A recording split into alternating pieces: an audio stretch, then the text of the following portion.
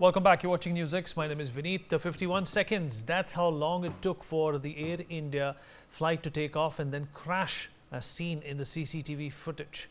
The crash itself unleashed 1,000 degrees Celsius inferno. Images of the fuselage, undercarriage, and the debris have not helped us establish the cause of this disaster. Now, the biggest breakthrough in this investigation is the black box and the flight data recorder, which have been found. Well, the black boxes are engineered to endure the most severe crash conditions. It has been key to investigations like the Kanishka terror attack or the 2020 Kozhikode crash, where human error was established.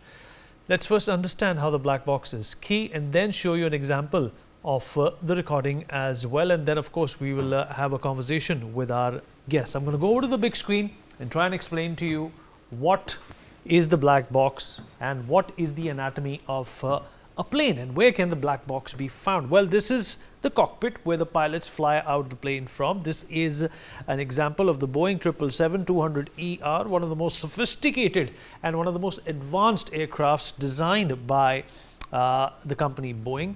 At the back is where the black box is located. What is the anatomy of the black box? Well, this is what it looks like. It is a solid state flight recorder. It has a memory unit to record everything that goes on, not only in terms of the conversations or the cockpit voice recorder, but also all the other equipment in the aircraft, how they are performing. They are graphically represented. Once this device or this contraption is pulled out, there's a flash memory there. There is an underwater locator beacon as well. If an accident takes place above the sea and the plane crashes into the ocean, then these provisions definitely come handy. You will not be able to locate a black box without a beacon, and that is why the beacon is there. And that also explains the mystery. The word mystery is, of course, very, very important there with MH370. What is a black box? Well, the black box records flight data and cockpit audio to investigate and determine the causes of aircraft accidents or incidents. Was it human error? Was it a terror attack? Was it equipment failure? Was it maintenance? All these things are only ascertained once the black box is found. The flight data recorder is also an important aspect of the black box. It records aircraft system like cockpit command inputs and air conditioning systems. Everything, every button that the pilot presses, every maneuver the plane makes is recorded by the flight data recorder. It records position of control surfaces, flaps, elevators, the rudder, the ailerons. Everything is recorded by the flight data recorder, because you never know when a contingency might arrive and you would need the investigation to be done on the basis of what the black box is providing you. What is it made of? Well, it's definitely made up of very, very strong material. Its flight path data and barometric and data altitude, airspeed, vertical speed is all kept in here. So it is obviously strong, as it has to survive a potential air crash, and that is why it is made up of very hardened material. It can store information up to 25 hours. The cockpit audio pilot conversations are also recorded. Warning alarms are also recorded. If there is something untoward in the aircraft, it sends a signal to the pilot in the cockpit, and of course that too will also be recorded. If there is a problem with the ventilation, if there is a problem with the air conditioning, or if there is a problem with the oxygen masks, the flight recorder is going to catch it. Cockpit audio pilot conversations, like I already said, are recorded. Ambient mechanical sounds, radio transmissions, everything is recorded. If there is another aircraft or another ATC is trying to talk to this particular aircraft, it will be recorded. So in other words, it's omnipresent when it comes to recording and gaining information. It retains 5 hours of flight information. The dimensions are, it's 16 centimeters high.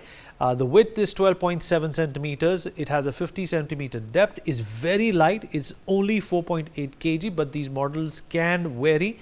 The CVR, which is the cockpit voice recorder, is a little different. It retains last 2 hours of the cockpit audio. Of course, it is only used in terms of a crash. 16 centimeters height, 12.7, more or less the same dimensions. It's just got a smaller depth of 32 centimeters, is around 4.5 kgs.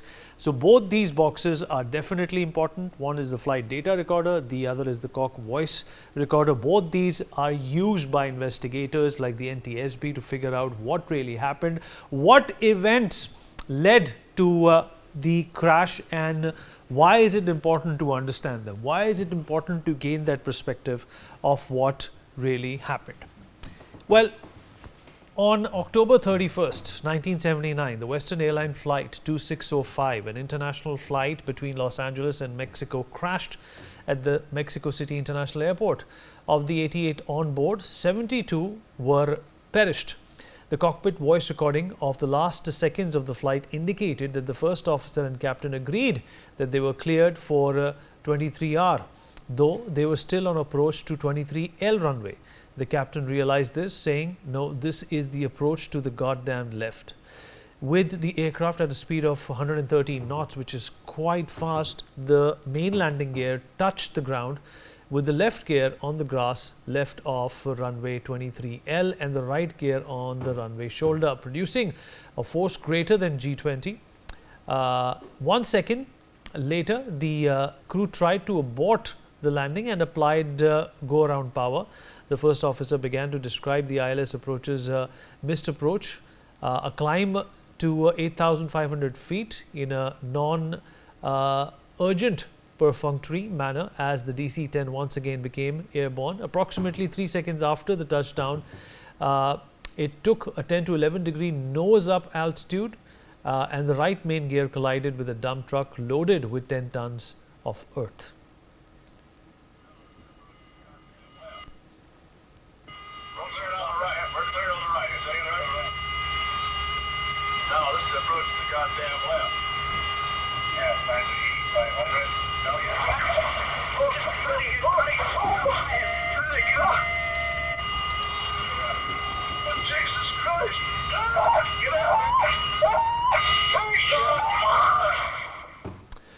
All right, we're going to continue our conversation with certain experts who are going to give us their perspective. They're going to throw a lot of light to a lot of things that may not make sense to us and of course may not make sense to the families who have lost their loved ones. Group Captain UK Devnath, former Indian Air Force officer, is with us on the broadcast. Group Captain Dr. V.N. Jha, former Indian Air Force officer and defense expert, also joins us on the broadcast.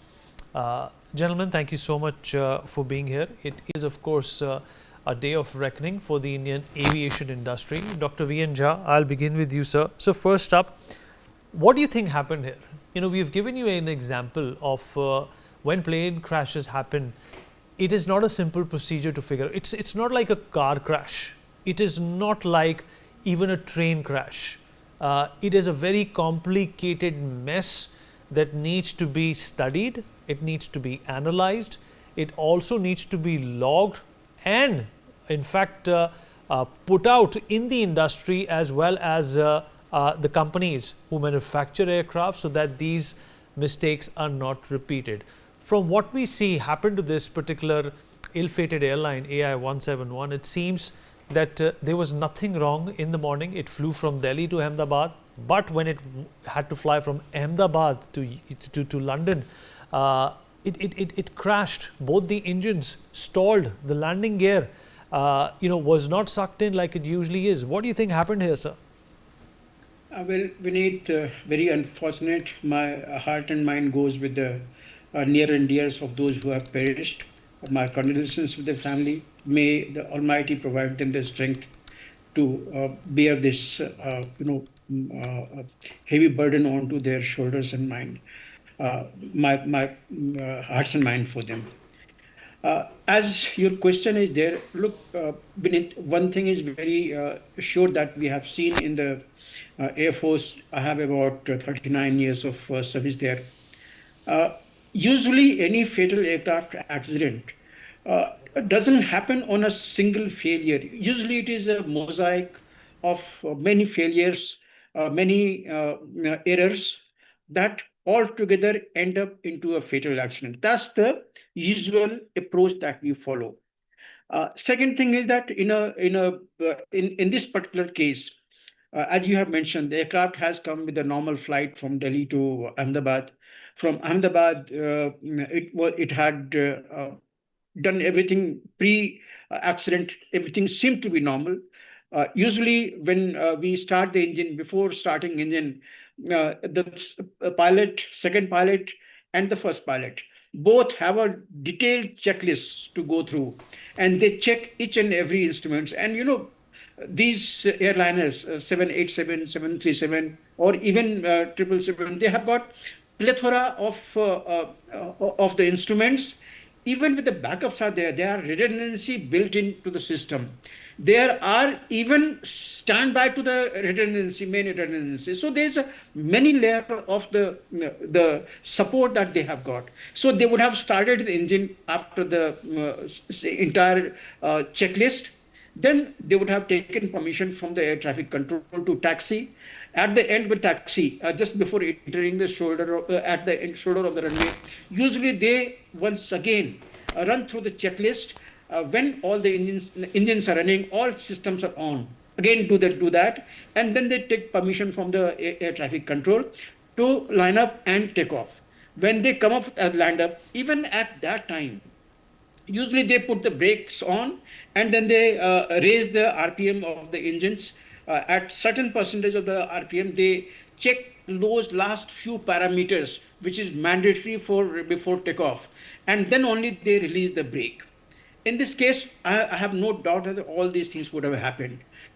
But I told you I have assisted in about 7 fatal aircraft accident. When I looked at this particular takeoff role, to my eyes, it looks that somewhere around middle of the runway, the type of acceleration that should have been there was somewhere lacking. Even after the takeoff, the way the aircraft ascends, there is a picture into our minds. All different aircraft have got different types of ascent rate. It just seems to be some sluggishness in the ascent rate. That hints to me whether engine thrust or the RPM was suboptimal at the time, immediately before takeoff, or after the V1 point. Of course, they would have crossed, and then immediately after takeoff.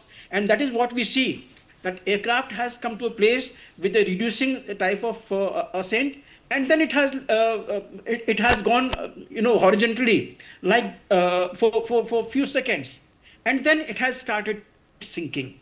That is the time possibly pilot has realized that he can't pursue, he can't continue with the flight, and then he has So given isn't a that call something? of So isn't that something that hypothetically speaking, sir, theoretically speaking, isn't that something that could have been figured out, before takeoff?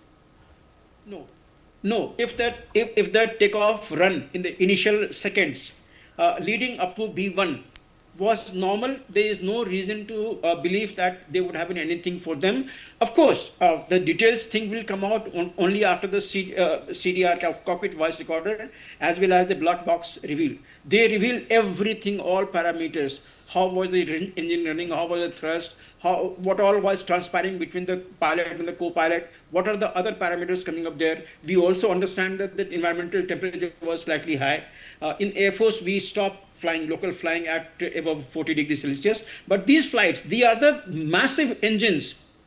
One engine can take the aircraft further down. You would have made a circuit landing on one engine. So all these things are there. These are the massive aircrafts. It has got the backup support. So I don't have any reason to believe that anything was wrong before the V1. V1 is the no-go, no turning back situation, from where you can't abort even take off. You have to, take off from there. So something has happened only after that.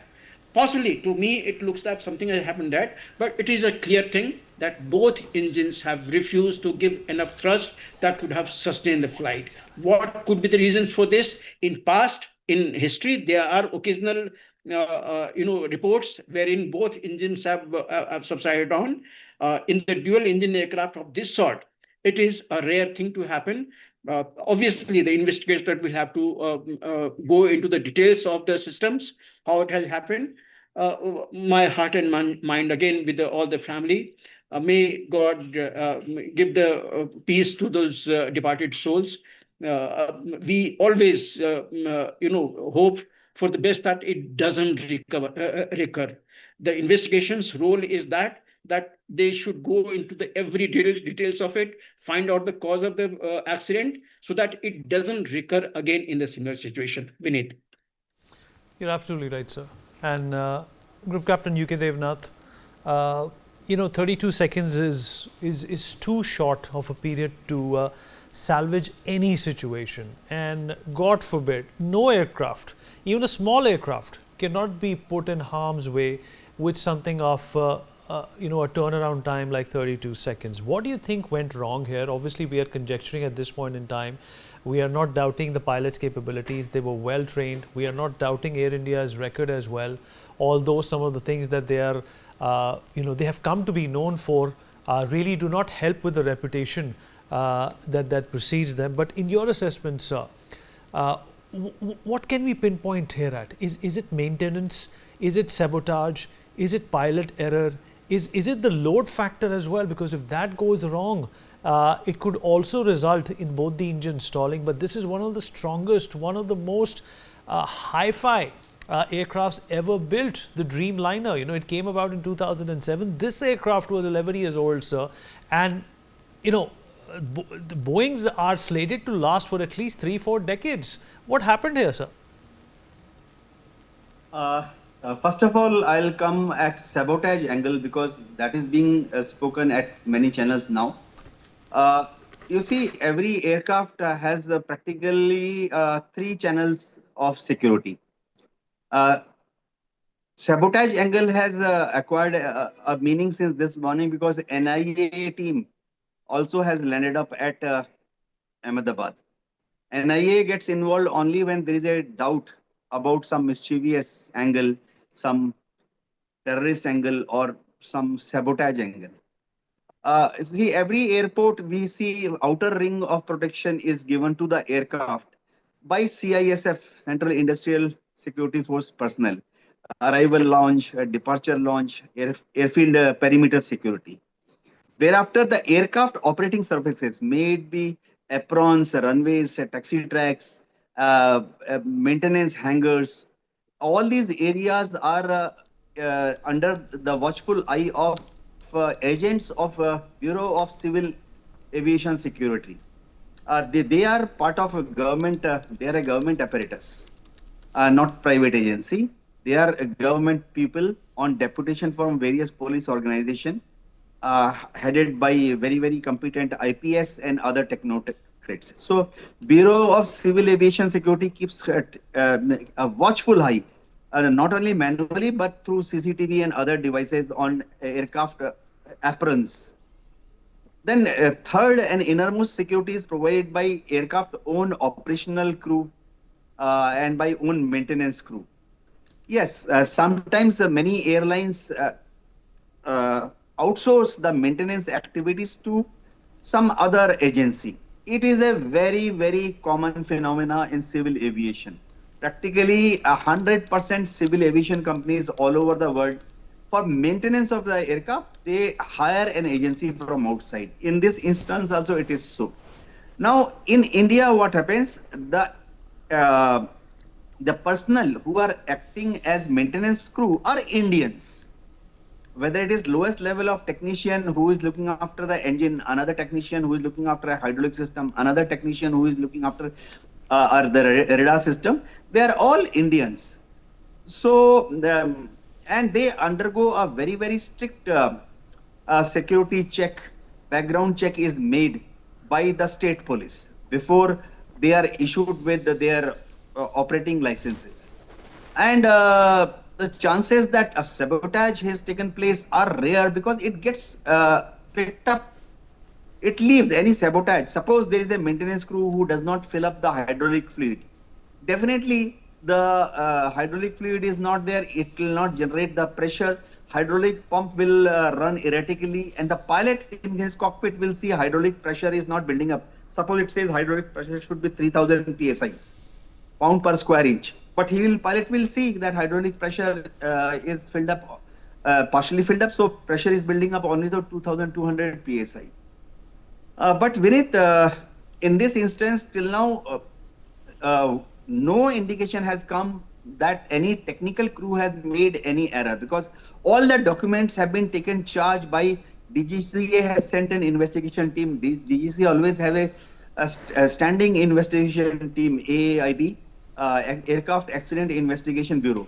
They have rushed there. There are pilots in this team. There are engineers in that team. There are ATC controllers in that team. They have taken all the documents, whether the digital document or hard copies, in their possession. Till now, no shortcomings have been noticed. Has the pilot made some error? More or less, all the accidents which take place in world, out of 100 accidents, almost 30% are attributed to pilot error. In this case, has the pilot made any error? Till now, no evidence has come. People are speculating whether the flap was at correct place, whether the slats were at correct place, whether the throttle was at correct setting. But no evidence has come till now, visual, otherwise, or through CCTV, that flap position was wrong, slot position was wrong, or throttle was incorrectly set. There is a remote possibility, but that is the maximum chance in this particular instance of bird hit. Ahmedabad is known to be very notorious for bird activity. There are hundreds of abattoirs all over. They don't dispose of their remains after the carcass is cleaned, the skin, bone. They are disposed of in an unscientific manner that attracts large number of birds. In this month, May, June, July, the surface temperature goes up to 46 degrees, 48 degrees. So there is an upward thermal, and all these big birds, they glide into that, and you'll find sometimes even 100 or 200 of them gliding in one particular group. So aircraft may have passed through that, in which two vultures may have gone into two engines. If Vinit, if we can remember what happened at But so Hudson. one or two engines, and Group Captain Jha, one engine is fine if a bird goes into it. And these aircrafts, as far as I am, literate enough to understand, that these aircrafts can fly the same distance with one engine as well. Absolutely. Look, the bird hit is a very remote, very, very remote possibility. And both engines getting seized with a bird hit simultaneously is absolutely, could be rarest of the rare. But look at this particular thing. Aircraft is airborne. It is just about 400 feet AGL, maybe parallel to the runway, which is in the direct line of sight of the air traffic controllers. Usually in the civil, air traffic controller do not take too much of interest in seeing whether there is any bird in the path of the plane. But usually the pilot, after he has taken off or he has made a run, then if anything is in front of him, that usually comes to the notice. And such a massive flock of birds in this engine, small pigeons, small parrots, smaller birds, they will just get sucked through without engine recording any deviation from its normalcy. So that is the type of engine this is there. In that, could there be so much of birds going into each of the engine simultaneously so as the engine to dwindle down? I doubt, because there will be, if there is a engine sucked into it, there will be flame out, there could be other things. There are telltale signs in the air itself. So just hold on to that thought.